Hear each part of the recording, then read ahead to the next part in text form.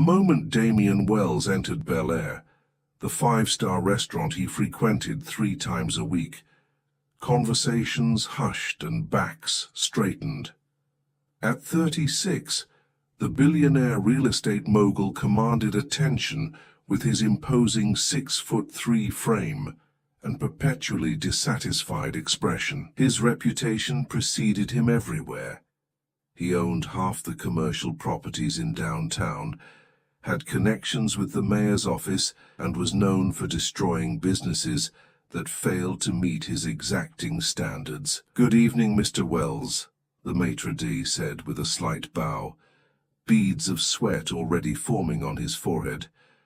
"Your usual table is ready." Damien barely acknowledged him, ice-blue eyes scanning the immaculate dining room. "That chandelier is new," he remarked flatly. "It's hanging 2 inches too low."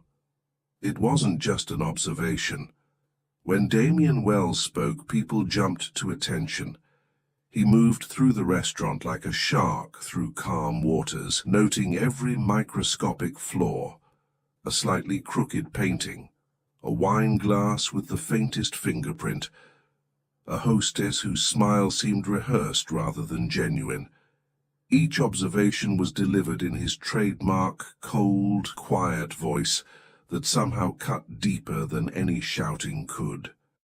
In the kitchen, the news of his arrival spread like wildfire. "He's here," hissed Miguel, the sous chef, and instantly the already bustling kitchen kicked into overdrive. Executive Chef Antoine wiped his brow with a trembling hand. Last week, Damien had complained about the temperature of his steak, and the restaurant owner had nearly fired Antoine on the spot. The week before, a server had been demoted to busboy for allowing Damien's water glass to drop below half empty. No one was safe when Wells was displeased. "Table 7 needs their appetizers," called a voice so soft it barely carried over the kitchen noise. Amelia Harper stood by the kitchen doors, her petite frame almost swallowed by the space around her. At 28, she was the newest server at Billionaire. Having started just 2 weeks ago, her honey-brown hair was pulled back in a simple bun, her uniform pristine but unadorned by the flashy accessories some of the other waitstaff favored. There was nothing remarkable about her, nothing that would make you look twice in a crowd. "Did you hear me?" she asked, a bit louder this time. "Table 7 has been waiting 11 minutes. Chef Antoine nodded frantically. "Coming right up, Amelia, we're all a bit on edge with him here." Amelia's hazel eyes reflected confusion. "Who?" "Wells," Miguel whispered, as if speaking the name might summon him. "The billionaire. Table 12. The one who got Jessica fired last month for recommending the wrong wine." "Oh," Amelia said simply, taking the finished appetizers for her table. "Well, my customers are waiting." The kitchen staff exchanged glances as she left. Her indifference to the Wells terror was either refreshing or concerning. They couldn't decide which.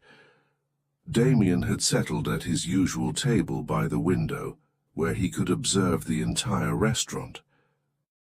The staff called it the throne behind his back, but never within earshot.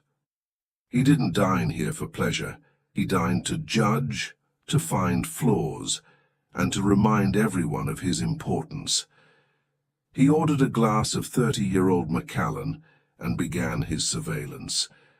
His eyes narrowed as he watched a petite waitress he didn't recognize serving an elderly couple. She moved differently than the others. No excessive fawning, no nervous fidgeting, just quiet efficiency.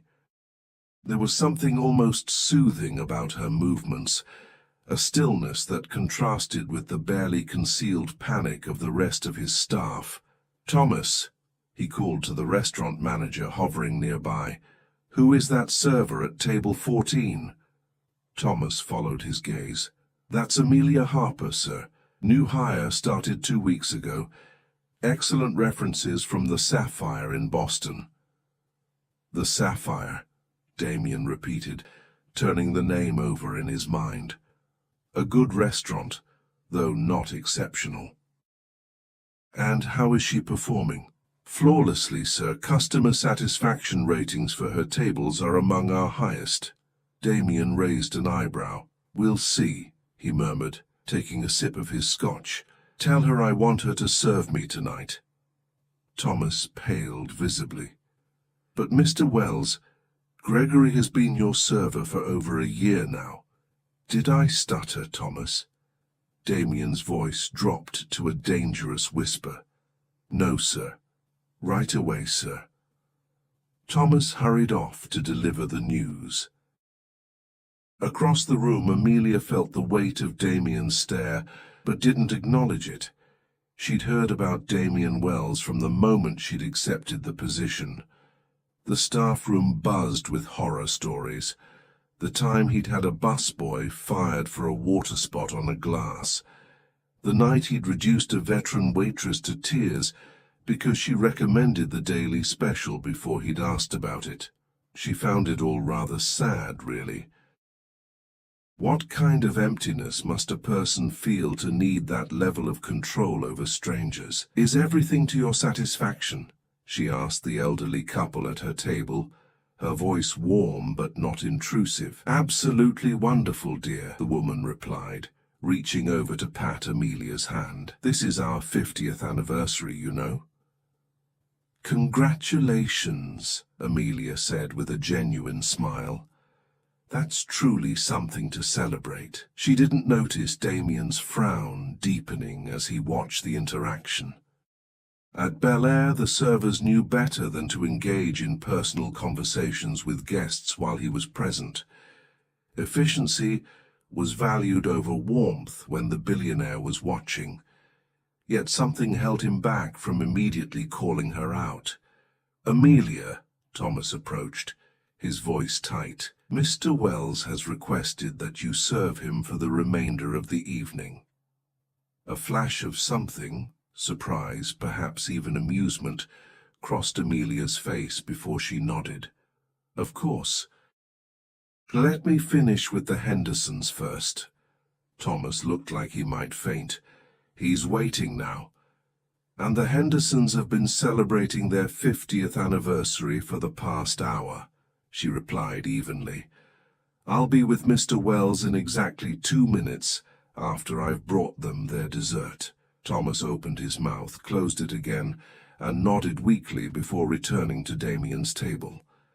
When Amelia approached Damien's table precisely 2 minutes later, his eyes were cold with displeasure. Mr. Wells? She greeted him with a polite nod. I understand you'd like me to take over your service this evening. You understand correctly, he replied, studying her face for signs of intimidation and finding none. Though I expected you here 2 minutes ago. The Hendersons were celebrating 50 years of marriage, she explained without apology. Their chocolate soufflé deserved to be served hot.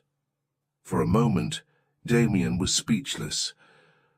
Not only had she failed to apologize, but she had also essentially told him that someone else's needs had taken priority over his. Politely, professionally, but unmistakably. I see, he said finally, his voice colder than usual. I'll have the filet mignon, rare with the truffle butter on the side, and bring me a bottle of the 2010 Chateau Margaux. The filet is an excellent choice, Amelia replied. Though if you prefer rare, may I suggest the ribeye instead? Chef Antoine's new preparation brings out the marbling perfectly, and perhaps the 2015 Opus 1 would complement it better than the Margaux. The table went silent. Gregory, Damien's usual server, who was hovering nearby in case he was needed, nearly dropped the water pitcher he was holding. No one contradicted Damien Wells's choices. No one. You're suggesting I don't know what I want? Damien asked, his voice dangerously soft. Not at all, Amelia replied, meeting his gaze steadily. I'm doing my job, offering expertise to enhance your dining experience. But of course, the final choice is yours. Their eyes locked in silent battle. Around them, other diners and staff watched in horrified fascination. Fine, Damien said at last. Bring me the ribeye and the Opus 1. Let's see if your expertise matches your confidence. As Amelia walked away to place his order, Damien found himself unsettled. The restaurant continued its orchestrated dance around him, but his attention kept returning to the unassuming waitress who had dared to stand her ground. By the time his meal arrived, perfectly prepared and paired with the wine she had suggested, Damien was both irritated and intrigued. The ribeye was indeed exceptional, perhaps even better than his usual filet. The wine complemented it perfectly. But admitting that meant acknowledging she had been right. Is everything to your satisfaction? Amelia asked, returning to check on him. It's adequate, he replied curtly, though they both knew it was far better than that. Throughout the meal, Amelia provided attentive but unobtrusive service. She didn't hover nervously like the others. She didn't flatter or fawn, she simply did her job with quiet competence. As Damien prepared to leave, having left his customary large tip, not out of generosity but as a display of wealth, he found himself looking for a final opportunity to assert dominance. "You're new here," he stated as she brought his coat. 2 weeks, she confirmed. "Tell me, Ms. Harper, do you always contradict your customers' choices?" "Only when I can offer them something better," she replied with a small smile. "Isn't that why you come to Billionaire, for the best?" Again she had caught him off guard. "I'll be back on Thursday," he said finally. "I expect you to be my server." It wasn't a request. Nothing Damien Wells said ever was.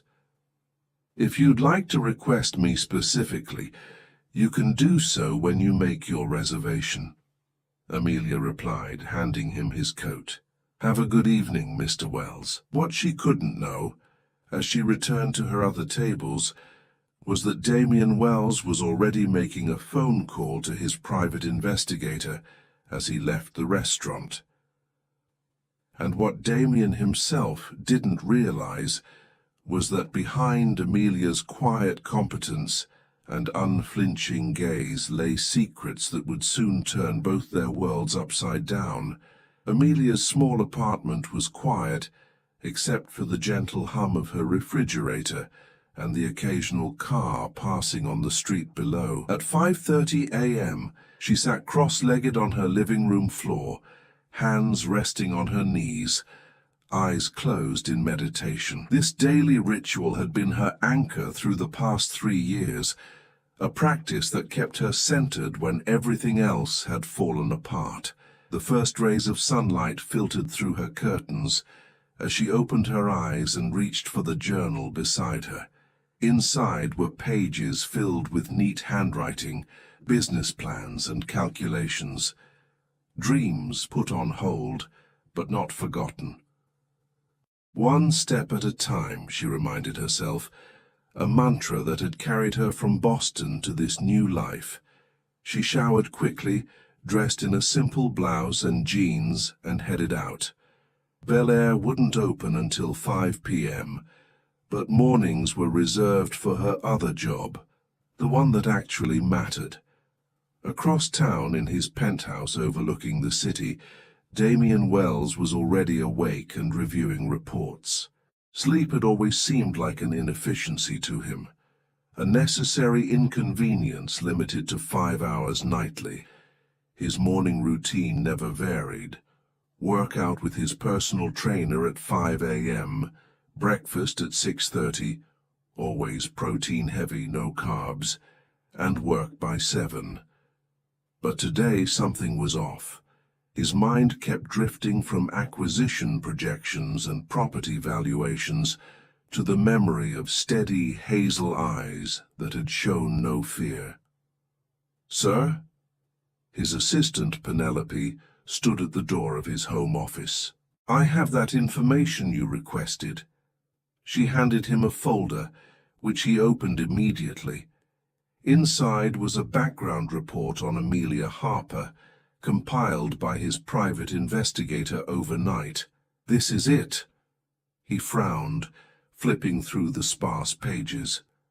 Born in Portland, degree in business administration from Northeastern, worked at the Sapphire in Boston for 3 years, moved here 6 months ago. There must be more. The investigator said she's remarkably unremarkable, sir. Good credit, pays her rent on time, no criminal record. She volunteers twice a week at the Hope Kitchen downtown. A soup kitchen? Damien raised an eyebrow. Helping the homeless? Yes, sir. Apparently she teaches cooking classes there. Damien closed the folder. Something didn't add up. A waitress with a business degree who could distinguish wine vintages better than he could and spent her free time helping the homeless? There had to be more to her story. "Keep digging," he instructed Penelope. "I want to know why she left Boston." He wasn't entirely sure why it mattered. Amelia Harper was just a waitress, after all, one among dozens who served him daily across his favorite establishments. Yet something about her calm defiance gnawed at him. At the Hope Kitchen, Amelia tied an apron around her waist and greeted the morning volunteers. The community center kitchen was nothing like Bellaire's gleaming stainless steel domain. It was small, a bit worn, but immaculately clean and filled with the scent of fresh bread. "Morning, Amelia," called Doris, a retired schoolteacher who had been volunteering here for 15 years. "We've got 12 signed up for the class today." "Perfect," Amelia replied, checking the supplies she'd prepared the day before. "We're making vegetable curry and flatbread, simple, nutritious, and the ingredients cost less than $2 per serving." This was what fueled her, teaching cooking skills to people trying to stretch limited budgets, showing them how to create healthy meals for their families without spending money they didn't have. The business classes were her other passion, helping people write resumes and prepare for job interviews. "I heard your waitressing job is going well," Doris said, as they chopped vegetables together. Amelia smiled. "It pays the bills. And they let me take home the food that would otherwise be thrown out. I brought some for today's lunch, filet mignon and roasted vegetables." "Fancy! The folks will love that." Doris paused, studying Amelia's face. "But you didn't take this job just to pay bills, did you? Not with your background." For a moment Amelia's hands stilled. Few people here knew about her past. But Doris had a way of seeing through people. "It's research," she admitted quietly. "I need to understand the high-end restaurant business from the inside if I'm ever going to make my dream work." Before Doris could respond, the first participants arrived for the cooking class, and Amelia shifted into teacher mode, pushing thoughts of Bel-Air and difficult billionaires aside. Thursday evening arrived, and with it, Damien's reservation at Bel-Air. He had specifically requested Amelia as his server, a fact that had sent ripples of speculation throughout the staff. No one could remember him ever asking for a particular server before. "She must have really impressed him," Gregory whispered to Miguel in the kitchen. Miguel shook his head. "Or he's planning to destroy her. Remember Jasmine? He requested her 3 nights in a row before getting her fired." Amelia, overhearing this conversation as she collected appetizers for another table, felt a flutter of nervousness she hadn't experienced during their first encounter. She hadn't expected him to follow through on his declaration that she should serve him again. The fact that he had suggested a deliberateness that was slightly unsettling. When Damien arrived, precisely at 8 p.m., she was ready. "Good evening, Mr. Wells," she greeted him, pulling out his chair. "Would you care to start with a cocktail this evening? The bartender has created a new Manhattan variation with house-infused cherry bourbon." Damien studied her for a moment before sitting. "Do you research your customers, Miss Harper?" "Only the ones who specifically request me," she replied with a small smile. "Your usual is the 30-year Macallan, neat, but I thought you might appreciate something different tonight." Something flickered across his face. Surprise, perhaps even approval. "I'll try the Manhattan." As Amelia walked to the bar, Damien found his eyes following her. The background report had revealed frustratingly little, but he'd instructed his investigator to dig deeper into her Boston connections. When she returned with his cocktail, he decided on a direct approach. "Tell me, Miss Harper, what brings a business school graduate to work as a server?" If she was surprised by his knowledge of her education, she didn't show it. "The same thing that brings most people to any job, Mr. Wells. I need to earn a living." "There are many ways to earn a living with a business degree." She placed the cocktail before him. "There are. I chose this one. How is your Manhattan?" He took a sip, annoyed by her deflection but impressed by the drink. "It's excellent. Your recommendation was appropriate." "I'm glad you think so." She handed him the menu. "Tonight's special is a duck confit with cherry reduction and wild rice. Chef Antoine has outdone himself." Throughout the meal, Damien attempted to extract more personal information from Amelia, but she deftly redirected each probe back to the food, the restaurant, or a polite inquiry about his own preferences. It was like trying to catch smoke with his bare hands. By dessert, a chocolate soufflé that Amelia had insisted he try despite his usual avoidance of sweets, Damien realized she was the first person in years who had managed to frustrate his attempts at control. Most people were an open book to him, their desires, fears, and motivations transparent and exploitable. Amelia Harper, however, remained a closed volume. "Will you be dining with us again this weekend, Mr. Wells?" she asked as she brought his coat. "Sunday," he replied, "and yes, I expect you to be my server again." This time, instead of reminding him about the reservation process, she simply nodded. "I'll be here." As he left the restaurant, Damien was surprised to discover he was actually looking forward to Sunday. Friday morning, Amelia was at the Hope Kitchen early, preparing for the business skills workshop she led each week. She had just finished setting up when her phone vibrated with a text from an unknown number. "Need to talk. Important. About Boston." "Ryan," she stared at the message, her heart racing. Ryan Bennett had been her business partner in Boston, and the reason she'd left everything behind. After 3 years of silence, why was he contacting her now? Before she could process this unexpected intrusion from her past, another text arrived. "Your billionaire friend is asking questions about you. Be careful." Amelia's hands trembled slightly as she deleted both messages. She had been so careful, building her new life piece by piece, staying under the radar. Now it seemed the past was catching up to her, from 2 directions at once. "Everything okay?" Doris asked, noticing her distraction. "Fine," Amelia said, forcing a smile. "Just a reminder about a shift change." But as workshop participants began to arrive, Amelia's mind was racing. How had Ryan known about Damien Wells? What exactly was Damien investigating? And most importantly, how much had he discovered about what really happened in Boston? The weekend passed in a blur of shifts at Billionaire, volunteer work at Hope Kitchen, and sleepless nights spent wondering how quickly her carefully constructed new life might unravel. She ignored 3 more texts from Ryan, each more urgent than the last. By Sunday evening, when Damien Wells arrived for his reservation, Amelia had made a decision.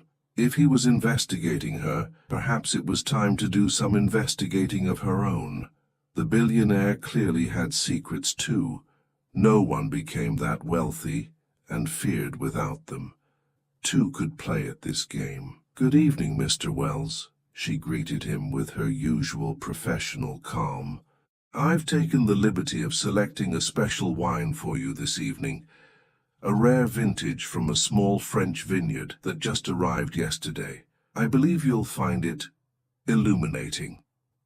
Something in her tone made Damien look up sharply. The Amelia who stood before him tonight seemed different. There was a new resolve in her eyes, a slight edge to her smile. "Illuminating," he repeated, intrigued despite himself. "That's an interesting choice of words. I thought you might appreciate it," she replied. "After all, isn't that what we're both after, illumination?" For the first time in their brief acquaintance, Damien felt like he might be the one at a disadvantage. The wine Amelia had chosen was exceptional, a 2008 Burgundy from a tiny producer that somehow balanced power and elegance in a way that left even Damien, with his extensive cellar and refined palate, impressed. "Where did you discover this?" he asked, swirling the ruby liquid in his glass. "A small vineyard outside Beaune," she replied, arranging his appetizer with precision. "The family has been making wine for 7 generations, but they produce only about 500 cases per year. Most never leave France. Yet somehow Billionaire managed to acquire some." "Not Billionaire," she corrected him. "I have a personal relationship with the family. I suggested it to the sommelier last week." Damien's eyebrows rose slightly. "Personal relationships with obscure French winemakers? You continue to surprise me, Miss Harper." She met his gaze evenly. "Perhaps you should stop underestimating me, Mr. Wells." The challenge in her voice was subtle, but unmistakable. Throughout the meal, their conversation took on the quality of a chess match, each probing for weaknesses, testing boundaries, revealing small pieces of information while concealing much more. "You mentioned you've been in the city for 6 months, Damien said as he finished his main course. "Yet you only started at Billionaire 2 weeks ago. Where did you work before?" "I had other priorities when I first arrived," she replied, clearing his plate. "Would you like to see the dessert menu?" "You're deflecting again." A small smile played at the corners of her mouth. "Yes, I am." "Would you like to see the dessert menu?" To his own surprise, Damien found himself chuckling, an unfamiliar sound even to his own ears. "Yes, bring the dessert menu, and another glass of that remarkable wine." After Damien left that evening, having lingered far longer than his usual efficient dining style would dictate, Thomas pulled Amelia aside. "What's happening between you and Wells?" he asked, his expression a mixture of curiosity and concern. "No one's ever seen him like this." "Like what?" Amelia asked innocently. "Laughing, spending almost 3 hours at dinner, leaving a 40% tip." Thomas shook his head in disbelief. "The man is notorious for his 60-minute power meals and making servers cry." Amelia shrugged. "Maybe he just needed someone to treat him like a regular human being instead of a feared tyrant." But as she walked home that night, Amelia knew there was more to it than that. The game they were playing was dangerous, for both of them. Damien was clearly still investigating her past, and she was deliberately drawing his attention deeper, trying to control what he discovered while learning more about him in return. Her phone buzzed with another text from Ryan. "He's getting closer. We need to talk before it's too late." She deleted it like all the others, but sleep eluded her that night, as she wondered how much longer she could maintain this delicate balance. Monday morning brought unwelcome news. When Amelia arrived at Hope Kitchen, Doris met her at the door with a troubled expression. "Someone was here asking about you yesterday," she said in a low voice. "A woman, very professional, expensive suit. She said she was conducting a background check for a potential employer, but something felt off." Amelia's stomach tightened. What did she ask? How long you've volunteered here, what kind of work you do, if you've ever mentioned why you left Boston. Doris squeezed Amelia's arm gently. "I didn't tell her anything significant. But honey, if you're in some kind of trouble—" "I'm not," Amelia assured her, though the lie tasted bitter. "Just someone being thorough, I'm sure. Thank you for protecting my privacy." But as she prepared for the day's cooking class, her mind raced. The woman had to be connected to Damien, his assistant perhaps, or a professional investigator. He was getting bolder in his pursuit of her secrets, extending his reach beyond her workplace. How long until he discovered the truth? Across town, Damien sat in his corner office, staring at the latest report from his investigator. It contained little new information about Amelia, but did include an interesting detail. Before working at the Sapphire in Boston, she had been co-owner of a small but acclaimed restaurant called Harper & Bennett's. "Bennett," Damien murmured, turning to his computer to search for more information. What he found confused him further. Harper & Bennett's had been a rising star in the Boston culinary scene 3 years ago. Innovative farm-to-table concept, strong reviews, growing clientele. Then it had abruptly closed, with no explanation given to the press or loyal customers. Ryan Bennett, Amelia's business partner, had subsequently opened a new upscale restaurant called Elysium, which was now one of Boston's hottest dining spots. Of Amelia there was no mention after the closure, as if she had simply vanished from the culinary world. "Penelope," he called to his assistant, "get me a reservation at Billionaire for tonight, and find out everything you can about Ryan Bennett and a restaurant called Elysium in Boston." When Damien arrived at Billionaire that evening without a reservation, the maitre d' nearly had a panic attack. "Mr. Wells, we weren't expecting you tonight. Your usual table is occupied, but we can certainly ask those guests to—" "That won't be necessary," Damien interrupted. "I'll sit at the bar." From this vantage point, he could observe Amelia as she worked. She moved through the restaurant with the same quiet efficiency he'd first noticed, but now he recognized something else in her movements. The confident authority of someone who had once run her own establishment. She wasn't just a server. She was studying the operation, noting details, assessing the business with a professional eye. When she noticed him at the bar, a flicker of surprise crossed her face before she composed herself and approached. "Mr. Wells, we didn't have you in the reservation book tonight." "Impulsive decision," he replied. "I found myself curious about something." "The bar menu?"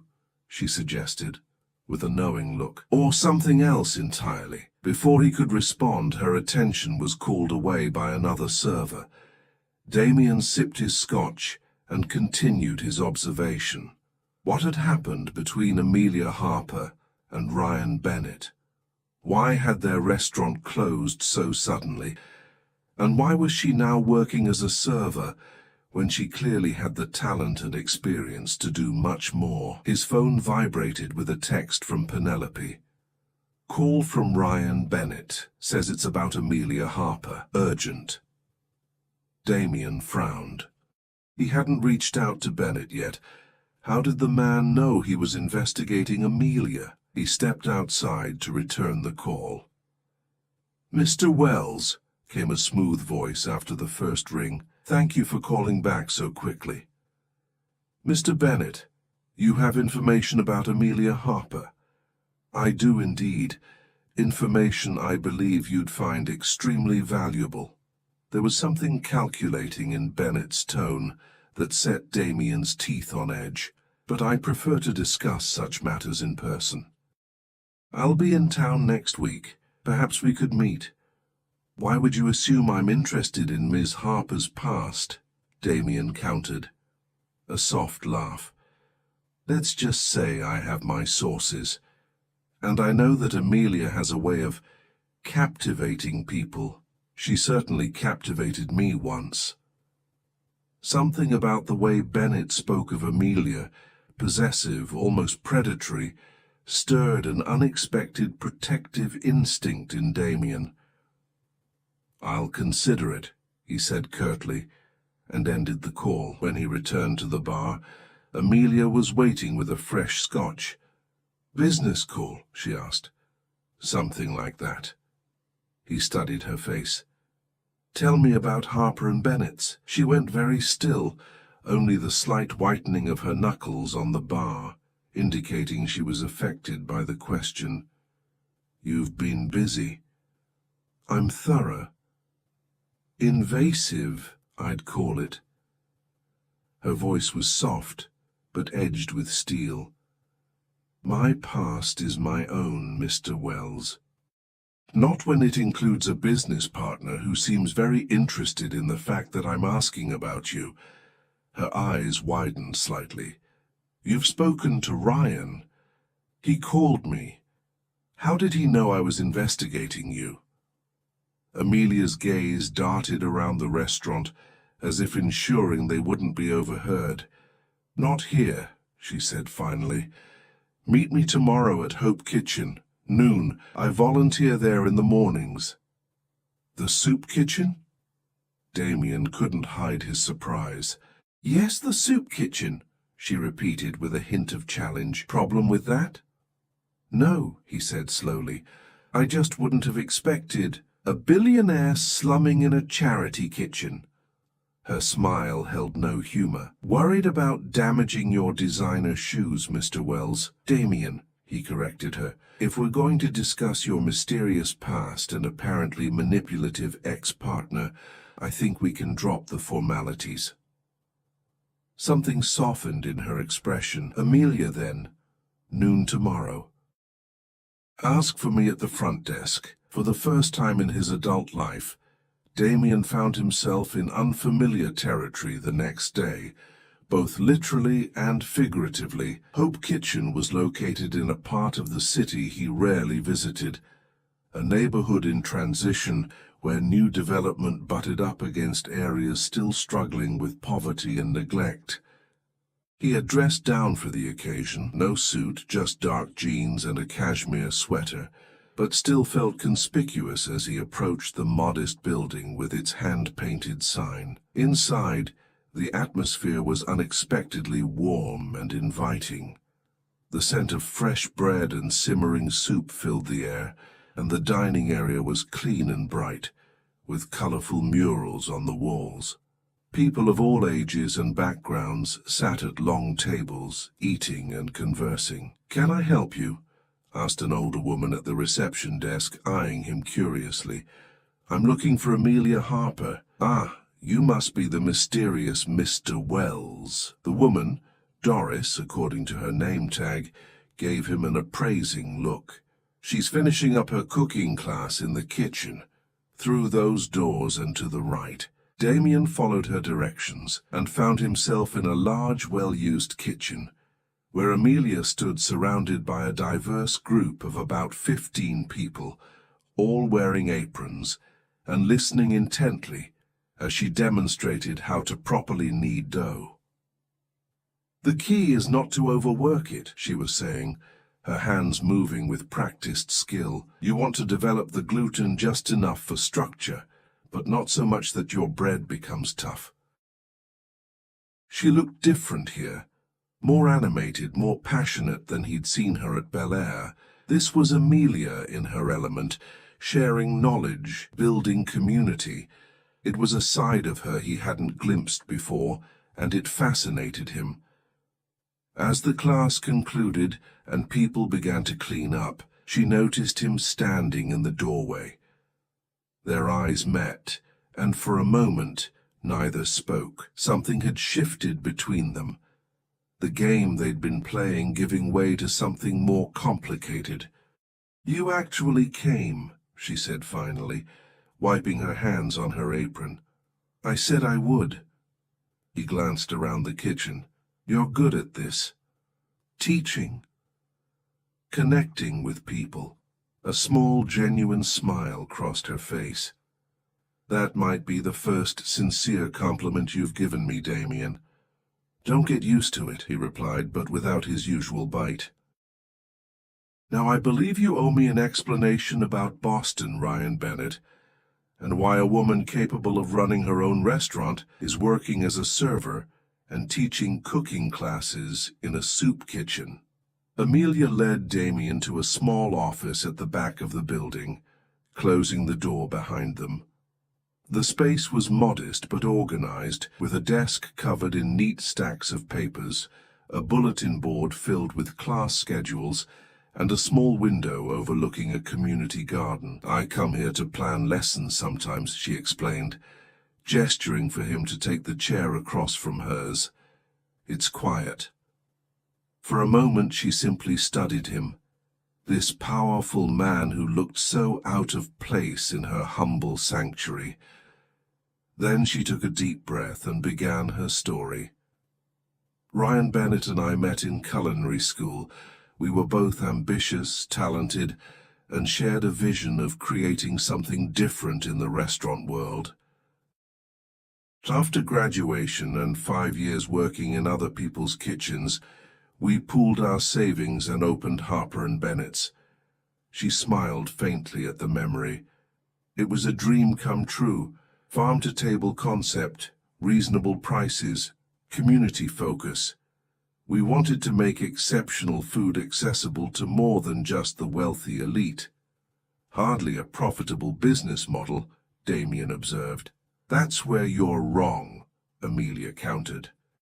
"We were breaking even by month 3 and turning a solid profit by month 6. We had write-ups in major food magazines, reservations booked weeks in advance. We were doing something that mattered and succeeding at it." Her expression darkened. Then Ryan started changing. As our profile rose, he became obsessed with acclaim, Michelin stars, celebrity clients, exclusive ingredients.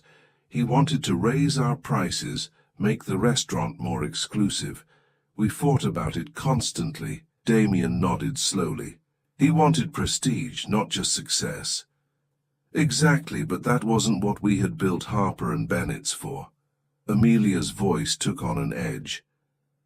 "Things came to a head when he began embezzling from the restaurant to finance a side project, what eventually became Elysium. He was siphoning funds, meeting with potential investors behind my back, even stealing our recipes and concepts to present as solely his own." "You had proof of this?" "Indisputable proof. Financial records, emails, witness testimony from staff who'd overheard his calls." She met Damien's gaze directly. "I confronted him. It got ugly. He threatened me. Said no one would believe me over him, that he'd ruin my reputation in the industry if I went public." "But you had evidence," Damien pressed, his business mind engaging.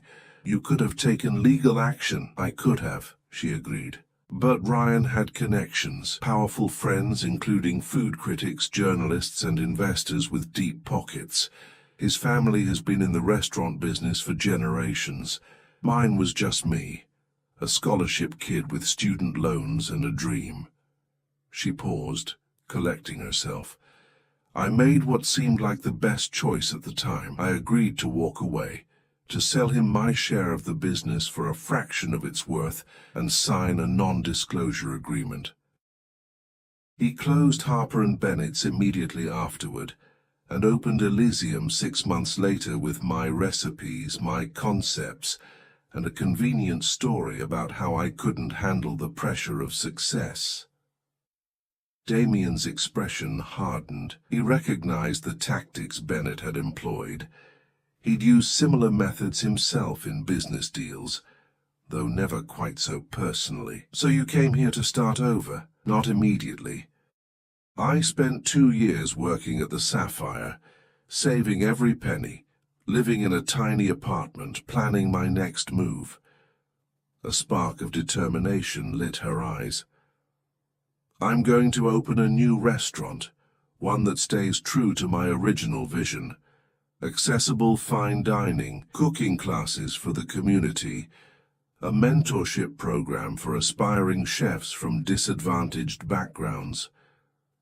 "That's why you're working at Billionaire," Damien realized. "Research." "And at Hope Kitchen," she added. "The community aspect is just as important as the fine dining element. I'm developing a hybrid model that can succeed both as a business and as a force for good." "Admirable," Damien said, surprising himself with his sincerity. "But why the secrecy? And why is Bennett suddenly interested in your connection to me?" Amelia's expression grew troubled. "The non-disclosure agreement expires next month. For 3 years I've been legally prevented from telling my side of the story, or using certain recipes and concepts that were rightfully mine. Once it expires, I'm free to compete with him directly." "And he's worried," Damien concluded. "Terrified," she corrected. "Elysium's success is built on my ideas, and he knows it. When he heard through industry contacts that you'd been asking about me, he must have panicked. You have the resources and influence to help me actually succeed." "Is that why you've been playing this game with me?" Damien asked quietly. "Hoping I'd become an investor in your venture?" Her gaze was unwavering. "No. I've been playing this game because you started investigating me without my consent. I needed to understand your motives before deciding whether to trust you with my story." "And do you trust me now?" The question hung between them, laden with unexpected weight. This conversation had shifted something fundamental in their dynamic, and both could feel it. "I'm not sure," Amelia admitted. "You're not exactly known for your compassion or fairness, Damien Wells. You're feared, not respected. That's a significant difference." Her honesty stung, particularly because he recognized the truth in her assessment. His reputation was precisely as she described it. He'd cultivated it deliberately, believing fear was more effective than respect in business dealings. "Fair enough," he conceded, "but I do value authenticity, and you've shown more of that than most people I encounter." "High praise indeed," she said with a hint of her usual dry humor. Before Damien could respond, Amelia's phone buzzed with a text. Her face paled as she read it. "It's Ryan," she said, turning the phone so Damien could see. "He's in town. He wants to meet tonight." The message was worded as a request, but the subtext was clear. A threat lurked beneath the polite phrasing. "You don't have to meet him," Damien said, surprised by the protective instinct that surged through him. "Yes, I do." Determination hardened her features. "It's time to end this, on my terms, not his." "Then I'm coming with you." Amelia raised an eyebrow. "Why would you do that?" It was a fair question, one Damien wasn't entirely sure he could answer. Why was he suddenly involving himself in this stranger's personal drama? What had changed in the last week that made her problems feel important to him? "Let's just say I'm curious to meet the man who thought intimidating you was a viable strategy, he replied, deflecting from deeper examination of his motives. In my experience, people who resort to threats typically have something significant to lose. That evening, they met at a neutral location, an upscale hotel bar downtown. Ryan Bennett was waiting when they arrived, his handsome face registering shock when he saw Damien accompanying Amelia. "This is unexpected," he said, recovering quickly and extending his hand to Damien. "Ryan Bennett, I'm a great admirer of your business acumen, Mr. Wells." Damien ignored the outstretched hand. "Funny, I find your business practices somewhat lacking." Bennett's smile faltered. "I see Amelia has been sharing her version of events." "The truth, you mean?" Amelia said, her voice steady despite the slight tremor in her hands. "The NDA expires in 3 weeks, Ryan. I'm not violating it by discussing general facts." "About that," Bennett leaned forward, lowering his voice, "I'm prepared to offer you a generous extension. Double your original buyout if you agree to another 3 years of silence." "Not interested," Amelia replied immediately. "Don't be hasty." Bennett's smile turned cold. "Your new friend here might be powerful, but I still have connections that could make it very difficult for you to succeed in this city." Damien had heard enough. "Are you actually threatening her in front of me?" "Not threatening," Bennett backpedaled. "Just being realistic about the competitive nature of the restaurant industry." "Let me be equally realistic," Damien said, his voice deadly quiet. "I'm now personally interested in Miss Harper's success. Any obstacles you create will be met with a response that makes your petty intimidation look like child's play. I own the building where Elysium is located, Mr. Bennett. Did you know that?" Bennett paled visibly. "That's impossible.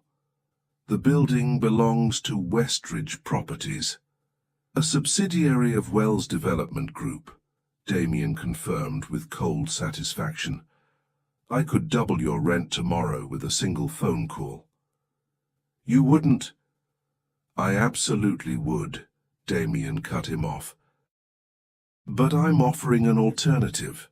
Sign a document acknowledging Amelia's rightful claim to the original Harper and Bennett's concepts and recipes.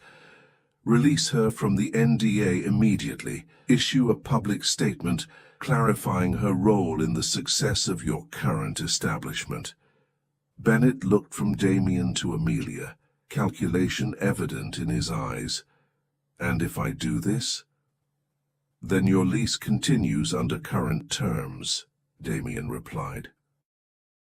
"And I don't make certain tax discrepancies I've discovered about your business public knowledge." Amelia shot Damien a surprised look. They hadn't discussed any tax issues. He was bluffing, yet the confident delivery made even her momentarily uncertain. Bennett clearly believed it. "You've been investigating my finances." "I'm thorough," Damien said, echoing his words to Amelia days earlier. "Do we have a deal?" 45 minutes later, they walked out of the hotel with a